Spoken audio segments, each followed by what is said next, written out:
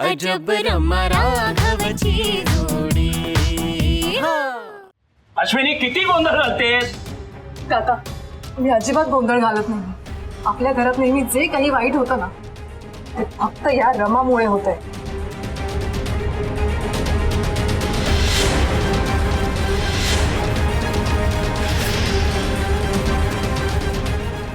आणि आता ती इथे तुळस लावायला आली। काका तुम्हीच मला सांगा, आपल्या अंगणात या रमाने तुळस लावलेली तुम्हाला तरी पटेल का हो?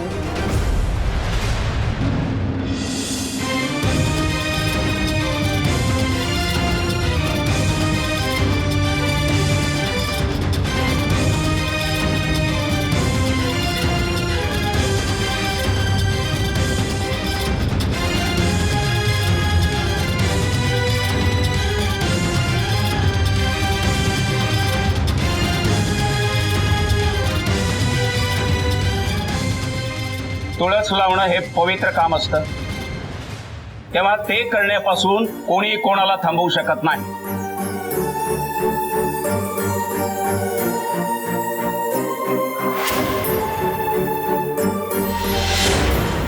तेव्हा तिला लावायची असेल तर लावू दे तुळस।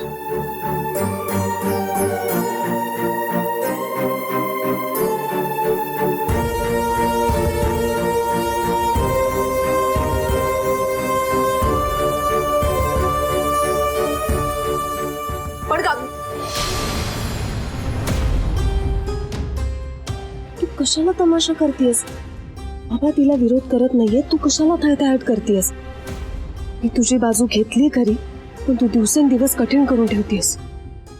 काय हो वहिनी, मी असं का वागते तुम्हाला खरंच समजत नाहीये का?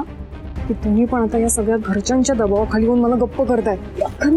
वहिनी, मी जेव्हा जेव्हा या तुळशी समोर येईल ना तेव्हा तेव्हा मला ही रमा इथे असल्याचा भास होत राहील। त्यामुळे तिची एकही खूण मला आता या घरात नको। मला रमाने तुळस लावलेली अजिबात चालणार नाहीये। काय चाललंय तुमचं? मला कळत नाहीये, एक तुळस काय ती लावायची, पण कुणाच्या लक्षात आलं का ते?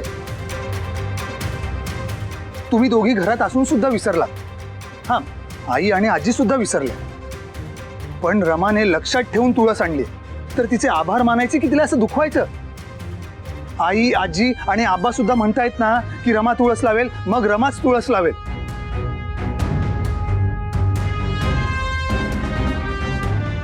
मामा, तुला हवं तर आज जा, तिकडे बरंचसं सामान लावायचंय, तू ते लाव।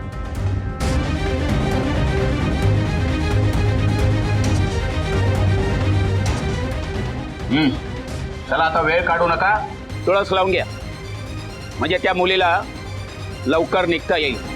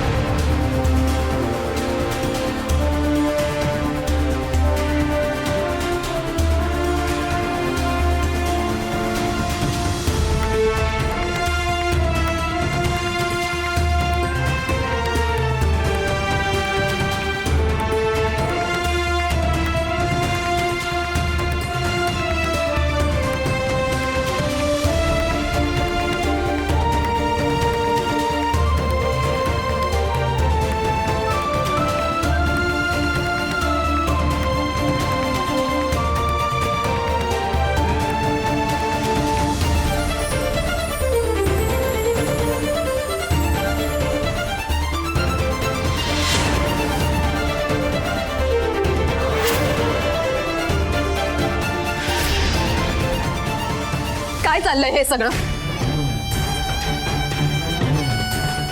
एकीकडे तुम्हाला ही रमा या घरात सून म्हणून नकोय आणि दुसरीकडे तुम्ही हिला तुळस लावायची परवानगी देताय.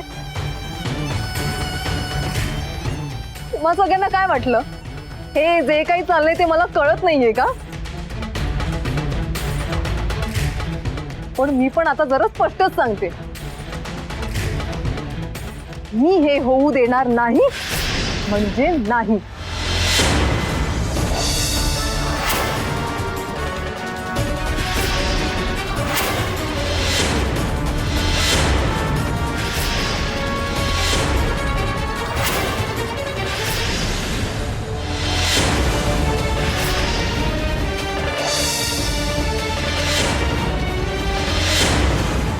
बास, ह्या घराशी तुझा काहीही संबंध नाही अश्विनी.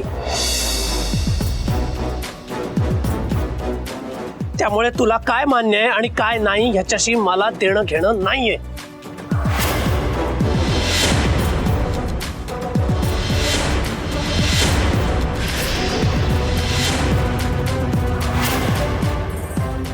अगं, वटलेली तुळस काढताना आई आणि आजीला किती त्रास होतो ना ते आम्ही बघितलंय.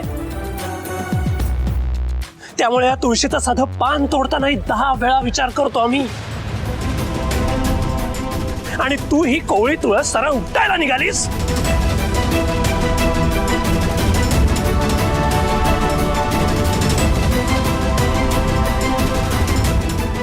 एरवी संस्काराच्या गप्पा करत असतेस, आज तुझे संस्कार कुठे गेले ग? अरे बास करा.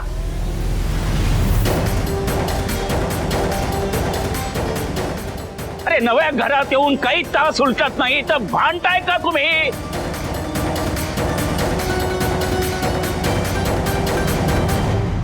नव्या घरातला पहिला दिवस मला असा जायला नकोय. चला सगळे घरात.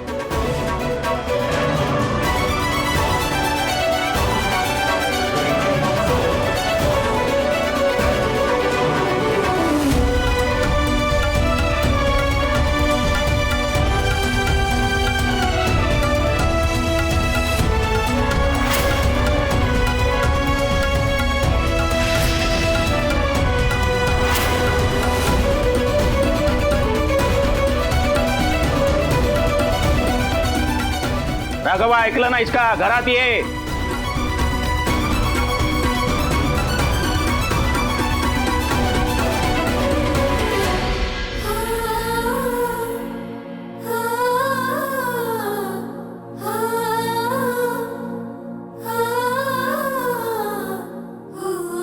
राघव,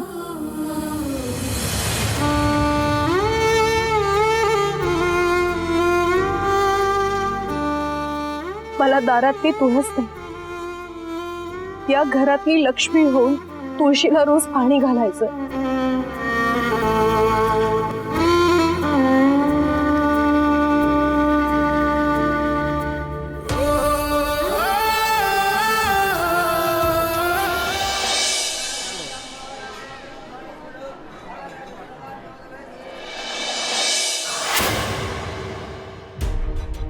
गिरीश, प्लीज ऐक माझं, जरा बस. पाय तुझा. Dad,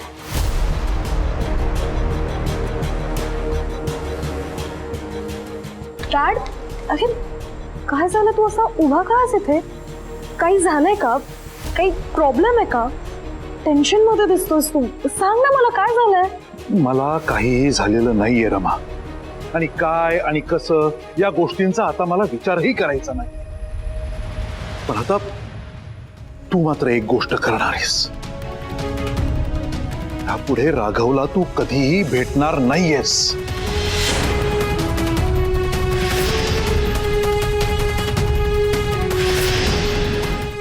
What? Dad? अरे हा असा डिसिजन का घेतलास तू? मला सांग, काय झालंय? सडनली असं का बोलतोस तू? मला आता या विषयावर चर्चाही करायची नाहीये रमा. आणि तुला कळत नाहीये का? हा तुझा बाप तुला सांगतोय यापुढे राघवला भेटायचं नाही, त्या अर्थी तसंच काहीतरी घडलं असणार हे कसं कळत नाही तुला?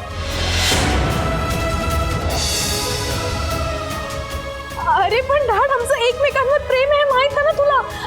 आणि तूच तर आमच्या लग्नाला परमिशन दिली होतीस ना डॅड. मग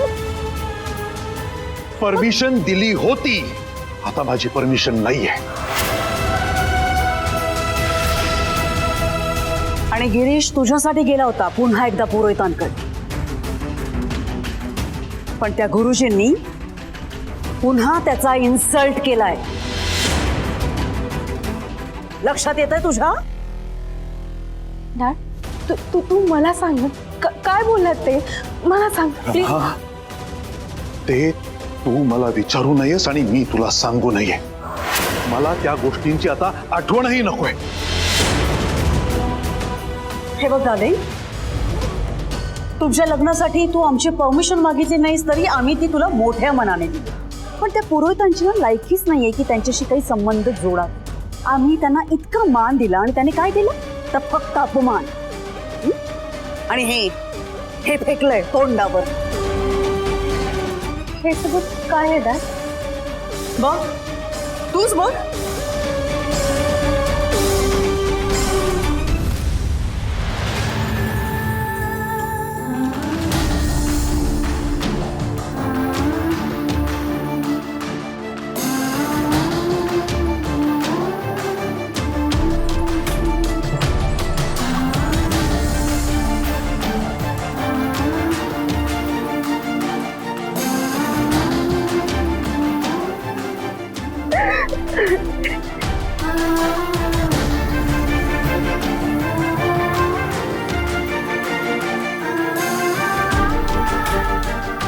हे बघ रमा,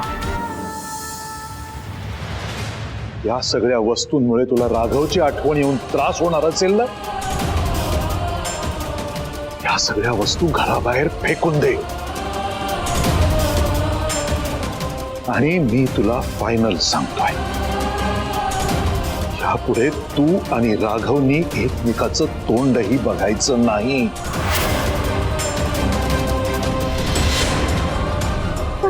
डॅड, इनफ.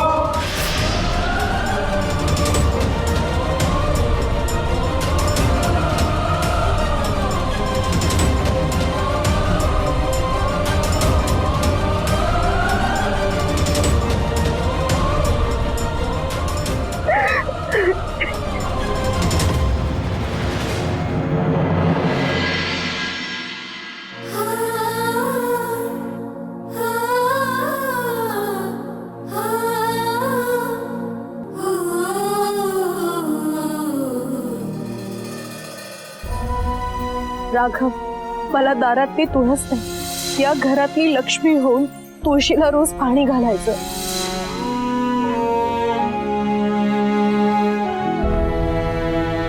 राघव, 4 घास खाऊन घे. नको आजी मला. एरवी मी तुझं मन नाही मोडत, पण आज नको आग्रह करूस. असं वाटत असतं की सगळ्या गोष्टी आता आपल्या हातात येत आहेत, सगळं छान होणार आहे आणि तेवढ्यात अचानक काहीतरी घडतं आणि हातातून सगळ्या गोष्टी निसटून जातात. खरंच मला नाही जाणार जेवण, नको मला. राघवा, उपाशी पोटी मेंदू आणि शरीर दोन्ही साथ देत नाही बघ. पण आपल्याला एक लढाई लढायची आहे आणि जिंकायची पण आहे, तर त्यावेळेला पोट भरलेलं असायला लागतं. अजी नाही ग, माझ्या घशाखाली घासच उतरणार नाही. असं करू नको राजा, 4 घास खाऊन घे. नाही ऐकणार आहेस? जसा बाप तसा मुलगा. एक नंबरचे हट्टी आहात तुम्ही, काही ऐकत नाही माझं. तुला सांगते ना मी, थोडा वेळ थांब, सगळं ठीक होईल. ह्याच एका आशेवर होतो मी आजी, पण आता सगळं संपल्यासारखं वाटतंय.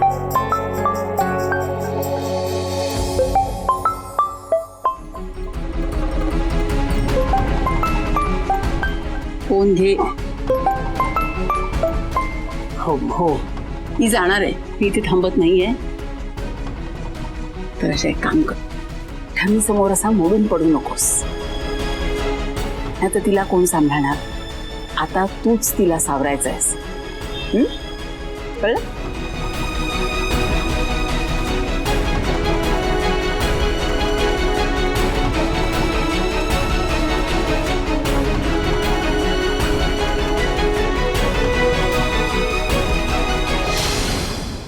राघव माझा फोन रिसीव्ह का नाही करत आहे? नेमकं काय घडलंय तिथे? डॅड असं अंकल गुरुजींना काय बोललं की राघव कशावर रागवलंय का? काय झालंय तिथे? मला कसं कळेल?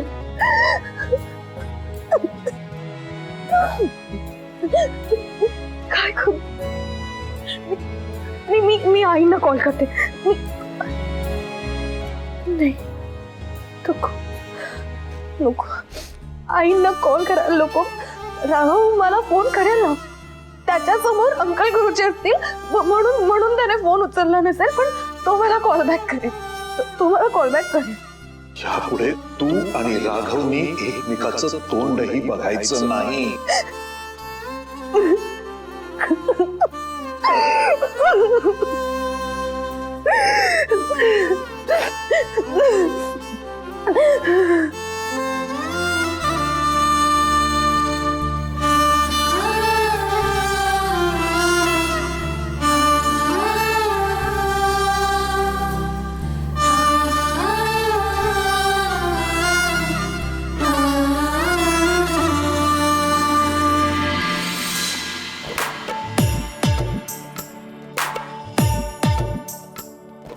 काय ग? काय करतेस? कुठे काय? काहीच नाही. काही नाही, काहीतरी आहे रमा, सांग. अरे राघव काही नाही. रमा, जे काही आहे ते तुझ्याचसाठी आहे, पण मी तुला आत्ता दाखवणार नाही. Have some patience. नाही मला आत्ताच बघायचं. Raghav I said no. मला आत्ता बघायचं. राघव लगेच.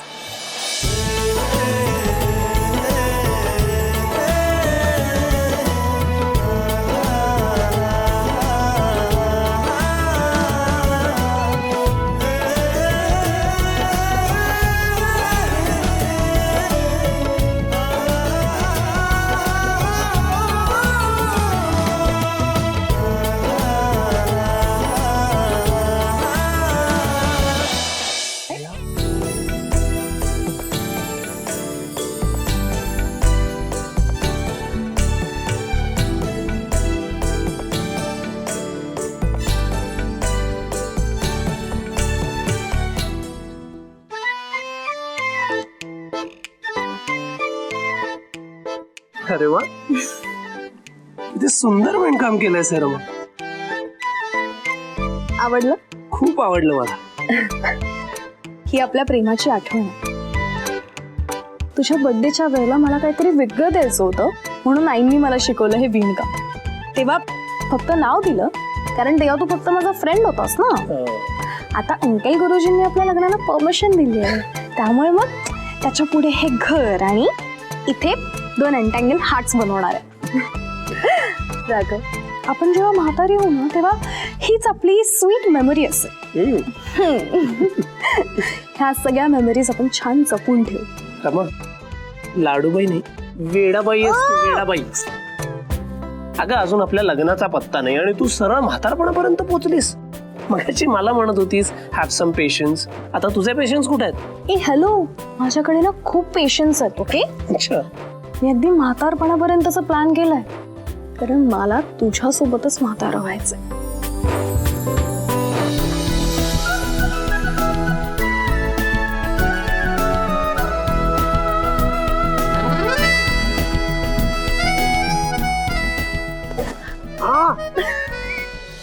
रमा.